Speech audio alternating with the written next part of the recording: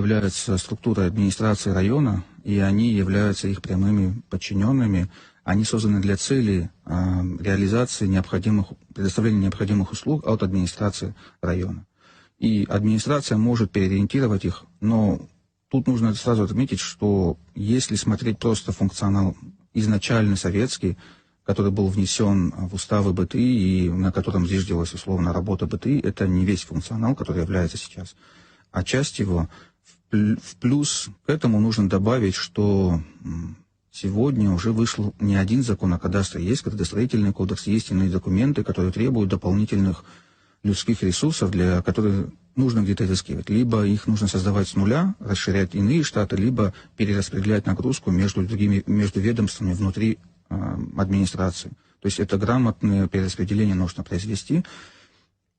А вопрос о закрытии БТИ никогда не вставал. Более того, часть сотрудников мы приглашаем, и сейчас приглашаем, и изначально приглашали к нам. То есть идет вопрос возможности перехода части специалистов к нам.